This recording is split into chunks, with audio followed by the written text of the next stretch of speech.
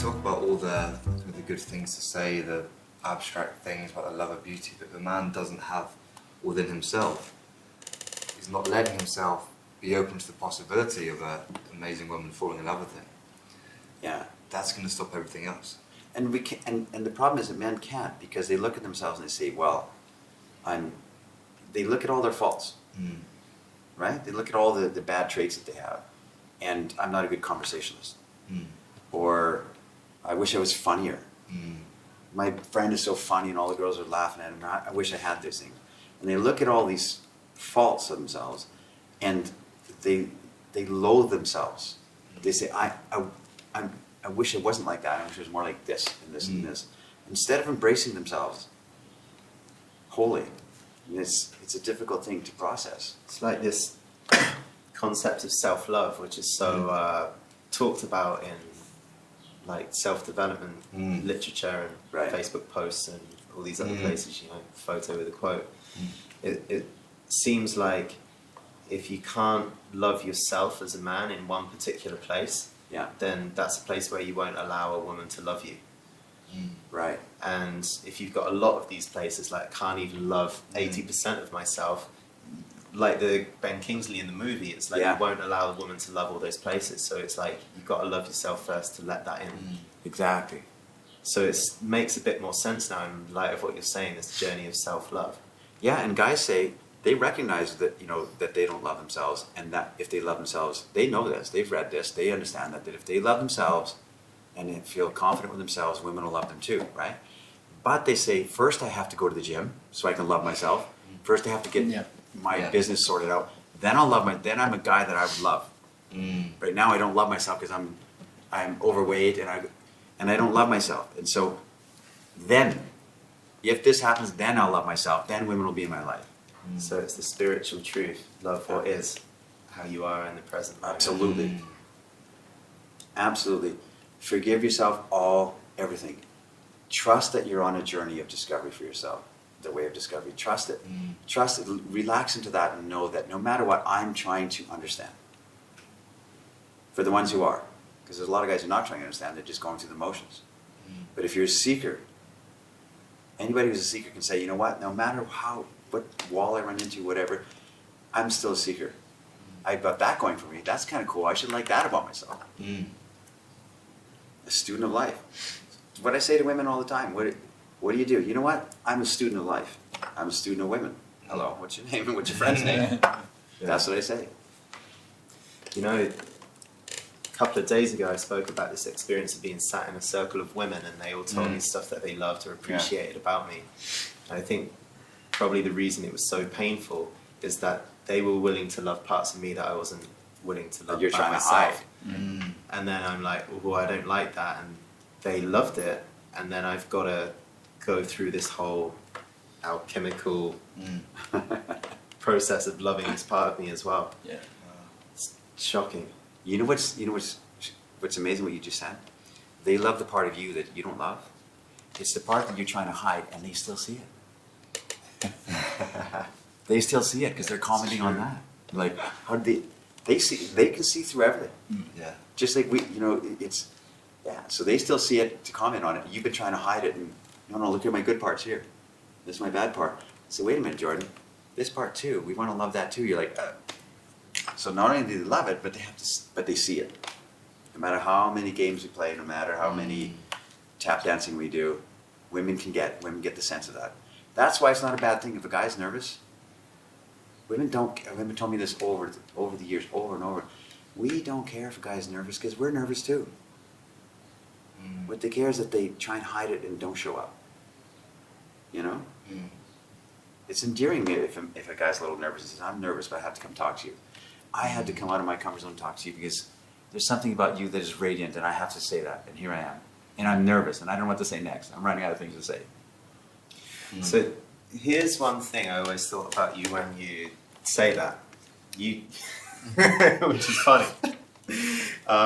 You'll say, a guy should just go up to a girl and say, hey, it's really hard for me to talk to you. I'm really feeling really nervous right now. You look stunning in that red dress. I just had to come and say hello. Yeah. So your advice is to name how nervous you are and how much you like her, but when you say it, you're not nervous anymore. I know. So it's like this smooth guy coming over announcing his nerves. Yeah. When the actual nervous guy approaches, so much anxiety and sweat and, Yeah, it and all the overlays rest of everything, it. It's yeah. like I understand. And he's talking like as fast as you were just talking Yeah. then. Like And you- his you mouth really would got- go, his mouth would go out a little bit. Yeah. Yeah, I get that. It's easy for me to say it from this end, from this side of the curtain, you know. But you know what? I'm trying to slap my young self because I was that guy, right? And I could be saying it to my 19, 20-year-old self, just do that, and he might go as well. So, yeah, it's maybe it's easier said than done. There's also something quite charming about it. I mean, have you seen any Hugh Grant film? It's kind of the stereotypical English guy. Bumbling, It's like, yeah. hello there, would it possibly be okay? I don't know if you'd feel the same way to go on a date, maybe not. I don't know. See, Only what that inconvenience is you. part of my English self that I That's struggle it. to love. My inner Hugh Grant. Totally. It is Hugh Grant. But there's something charming about it because it's so unsmooth and so real and so authentic that it's Yeah. kind of endearing. Yeah. But we can never believe that that's true, Yeah. you know. And I've said this, and I think it's later in the book. You know, if you could see yourself the way others see you, you would be amazed. That's a shocking realization. You have the worst or the worst image of yourself, of anybody on earth. You look at yourself. I mean, we look at this. You know, on our first day of filming here, we looked in the camera, looked at my hair, look at my my face was like contorted and stuff. Yeah. And nobody sees it but you, right? true. We're like looking. At Everyone else is like, you're great. Yeah. Look at me. I look like that. My voice sounds like that on film, right? And we're all in our heads, Yeah. and nobody sees it but you. If you could, I tell guys, if you could see the way that the room responds to you is when you walk into the room and you're all nervous and sweaty and thinking, and people are looking at me, and they would think, hey, that guy looks cool. Mm. Only we don't see it. Yeah. Amazing. God, that's big. Still in the same. Discovery. Yeah, still in the same chapter. Got a few little questions that I want to bring up, like just a couple of words in your book that I think Okay. are rabbit holes. Page 66, you mention, I've had a few dangerous escapes. Now, is that poetic license or is there... No. Nothing poetic about that. Yeah. Yeah, just like in the context of that, I'm basically saying that there's been some good things and some bad things happen, right? In my discovery of women, for sure, and but I'm here, so it's like it's part of the journey, part of the I mean, like, yeah, I've been on the wrong side of certain. I've been on the wrong side, put it that way.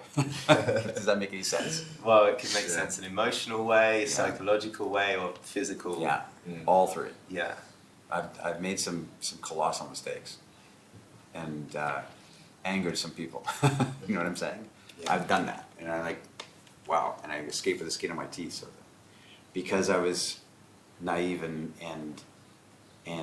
crazy. Mm. Yeah, I'll say it. It's true. Talk about the James discovery, like continuum from on the left to kind of being clueless to on the right being this man. Yeah. But I imagine most paths of growth are not kind of linear like this. I imagine there are moments where you had an insight or an experience or an incredible moment where it jumped up or maybe came down for a bit. Of course. Were there any kind of moments or stories or shifts in your thinking that really accelerated that learning? You know, because I've been asked this many times. You know, the reporters always ask me this: what was your epiphany? Mm. What was the book you read or the experience you had? Mm. And I think it was all small incremental things that Right. slowly added up to an accumulation of experiences and understanding. Right. Was never really any big jolt, except maybe when I looked in the mirror that time and said, you know, like that was like, I got to change something. You know, the strong times in life where a wise woman has told me, you know what, you're hiding your sexual energy and it's a disservice to the world. Those were like moments I went back into my space and I thought about it for days. What does that mean? And so like I've done a lot of self-reflection. walked along lots of walks thinking about, hey, my role in life is this. So it was all incremental, I think. There was no real, but it's certainly that continuum from left to right, which I always see things like the left is over here, and this is our naivete and our insecurities, and over here is our standing on the earth, and here is we're standing alone with our buddies, and here now we're standing in the land of women. And as I said, I think in this chapter, the continuum goes past this crescendo of understanding women, so that it goes back down to standing alone again, standing with your buddies. It goes past this great knowledge, and you're back into the simplicity of the forest. Mine was forest, world, forest. And it's like alone, insecure, understanding women, learn. Alone, but okay. That something big I've got underlined for this chapter, because it seems like the journey with women, the journey with adventure is like a hero's journey. There's all different kinds of calling and rejection, and then overcoming the obstacle, and we end up with the fair maiden and having become a different man. It's a spiritual journey, in a sense. And you're right, the continuum keeps going forever beyond the land of women, beyond everything we thought we wanted, beyond what we can possibly see. And I want to hear more about that. Like, what is beyond the land of women and beyond what you imagine? Yeah, I mean, this whole... Beyond now, this year. This whole book goes into that exploration of the mystical or the mystique of this direction. And are you talking to me me personally? Yeah. Because I'm forever a student, that's for sure. And my journey going forward for sure is, strangely enough, it's like the subject is kind of done. Strangely enough, because I've devoted my whole entire life to this concept. Doesn't mean I know everything, but it means like my journey of discovery of the female masculine spirit, the polarity thereof, which I think is the strongest thing that we're missing. Polarity again, right? For me, it's to find out in relationship to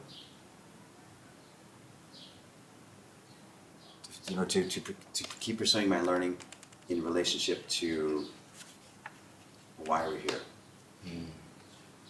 You know, the essence of God. That's where I need to explore into, flow into that. That's where I'm going to go. That's what I'm curious about. Yeah. So there's all this, you talk in this chapter about people saying if you're a guru or not. Yeah. Yeah, we all, and you guys know me.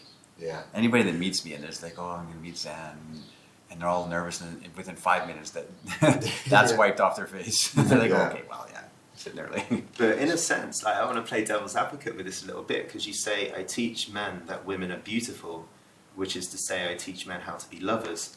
But also, if you're teaching men that women are beautiful, you are showing men that there is beauty in this earth, and therefore meaning, and therefore relevance, and therefore divinity. Yeah. So I could sit and say, yeah, you are a spiritual teacher. Well, I don't feel like it. I don't feel like I honestly don't feel like I don't feel like, for instance, like a coach. But I do feel like I'm pretty excited about things. And I can make you excited too. And you. I'm good at inspiring people, because I see something cool. And I want everybody to see it too. And I'm like, so I'm a good inspirer. But to teach you something about, it doesn't feel like I'm like, maybe I'm just mincing words, I don't know. I would like to talk about my experience when I first came here 4 years ago. And my background in Australia is you actually don't tell women they're beautiful. You can't express that, because then you are Needy. putting them on a pedestal. Yeah. The first shocking thing was, why aren't you telling women this? It's like everything I've been told my whole life entirely has been, has been crap. Yeah. And it was the first epiphany, if you will, insight that I got, which it set my mind back for at least a day. I had to unlearn to hide the fact that I thought, Yeah. God, she's fucking gorgeous, you know. Like, I had to hide that. That was the first real thing that I'd ever got from anybody in my life. Oh, you know, wow. like the first real. That was. I knew at that point that I'd made the right step to come That's traveling. nice. Yeah. Yeah. But And you know, you basically what I'm trying to get at is you tell people to stop hiding.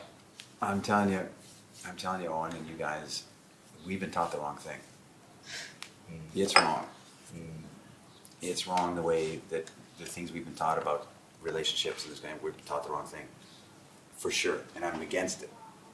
And it's a shift. It's a rewiring of the way we think. But am I like I've always felt like I'm sitting in the conversation with you guys, and I'm excited to hear your stories. I'm listening, and I'm like, I'm in the midst. I've never ever set out to be this enlightened guru that, hey, I can shower my blessings upon you, gather round. You know, I don't feel like that at all. You know, I'm a scoundrel, and I'm just a guy who likes girls. Really, that's how I feel to this day still.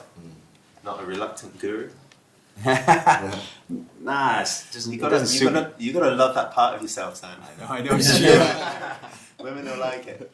I wrote a paragraph in there. It's like, sure, there's always been these gurus that say, oh shucks, sort of thing.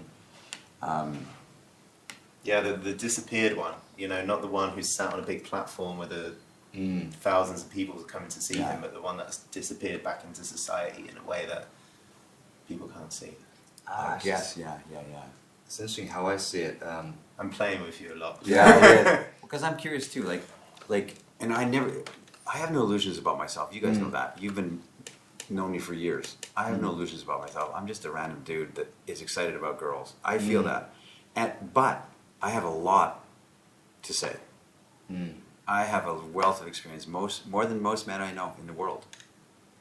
I know a lot. You tell me a situation with your girlfriend, or a girl you're seeing, I know. I don't even have to know the girl, or you can just tell me the details of how you met, and she said this, and she texted you that. I know what she's thinking. I know what she's going to do next. I know. I have a wealth of experience. So, and if I can share that with somebody in a cool way, not other students line up here, take your notes, and that's, you know, as you know, I mean, just that's not me. But I love to share what women have taught me and bring it to the attention of guys. So you don't have to spend the next 35 years sitting at the feet of women trying to like asking women questions. Yeah. I can collate that information that I've learned, package it, which is hard because it's a very philosophical thing to say. It's like guys say, well, can I get a date with that tonight? Beauty? Talk about beauty? Or can I get laid with that tonight? You know? And take it and package it in a way that the guy can resonate with it to their young self or their older self or their divorced self or whatever, and say, yeah, this makes sense to me in a way that I can move forward. So I just repackaging what women taught me and presenting it to men. And also I hear, apparently the real definition of education isn't to impart knowledge, it means to draw out. And I think what you do is you draw out a man, you don't give them more knowledge. Because I feel there's an intuition. I think every man knows deep down in his core, in his spirit, what to do. We have all these layers of society, and you can't do this, what the media tells us, what our friends told us. And I think what you do is you tap into that deeper spirit. And when that deeper spirit, so when Owen said, I come from the same, my group of friends, like, you can't tell a woman she's beautiful, all this stuff, you got to play it cool like that, that's so blah, blah, blah, blah. But if you tap into that spirit of the woman and say, I see you're beautiful, and I know society says I shouldn't say that, but I tap into this deeper spirit and you know it too. If that kind of spiritual core is more important than the society thing, that's really powerful, and that's hard to come over for men and for women, for everybody. But I think that's what you do, is you tap it out, you make us really believe in this spirit, this fairy tale, and you make women really believe that too. Yeah, it's a calling to a higher standard. Yeah. Because I see it in the men. This is what I see is possible for you, and this is what I see is possible for women, so let's show up that way. And it isn't an instruction so much. Like, I mean, I do personal coaching for men, but I could email them the information. Yeah. I can say, this is what I'm going to say to you on the weekend, and I can email it to you. That's not why they're there. They have the information. They can read the book, or they've seen YouTube videos or something. It isn't the information that the men are seeking. They're trying to understand the spirit of what we're trying to say, and to like get that micro calibration in them. So, I think that's exactly what it is. I'm great at inspiring, and why? Because I'm excited. Why am I excited? Because I've seen some pretty cool things, even though I've seen a wealth of not so cool things. You know, we cast it aside and just keep on going. Thinking about me a little bit, with you say you've got all this knowledge, spent 30 plus years in the land of women to condense it all down and give it. Because I think, actually, I don't think I'm going to go back and live what you've lived and have the same experiences and come to the same understanding as you've got. But I'm going to take everything that you've got and then go onwards and see what else is there from that point. Yeah. So it's like I missed a lot of the things and the dangerous escapes and so on that you had in the past, but I wonder what's next. Like seduction in the age of telepathy, or who knows what's going to be possible with humans, right? Next age, yeah. Yeah, I don't know. Like it's the dating world's changing right from underneath our feet, you know. And for instance, I write in here, which I wrote years ago, about getting a girl's phone number on a piece of paper. That doesn't happen anymore. And phoning her up and speaking to her, is it her dad or? Yeah. and an answering machine. I hope like you don't do that anymore. It's all texting and and Facebook and various things like that. So it's changing fast, but the principles don't change. The underlying thing doesn't change. And this whole thing has been an instruction book to my young self. So if somebody like you or anybody listening can get some kind of jump start, can get some kind of like, hey, maybe there's a better way of walking through this earth instead of like banging my head against the wall, or it's okay if things are not going the way I think it is, and trust my journey, then I'm good. I mean, I give this book away a lot. I mean, like it's certainly not something I did for money. It's not a moneymaker. That's not my motivation. My motivation is to say something out there this is something that I wish I would have read when I was young. And I also feel it's quite an inspiring book. It's a book I'm very grateful for, because I thought in my past, it seems like I've had a false choice between who I am and having to be this other person to be successful. You read all the advice you get on Facebook, people post articles about relationships. It's all about playing the game, being different, play it cool. And I was like, I felt like I had this horrible choice between I have to become this other person that's indifferent, doesn't care, to be successful, or apparently be myself, which wasn't a good thing. Which also doesn't work, It's an awful choice, because you're saying, actually, you know what? It's not a lie, it's not a salesman's pitch. It's like your authentic self really is your most seductive, most beautiful, charming self. You just have to strip away the rubbish, and it's a call to return to kind of, I guess, idealistic, but it's realistic as well. Yeah, exactly. Got a few more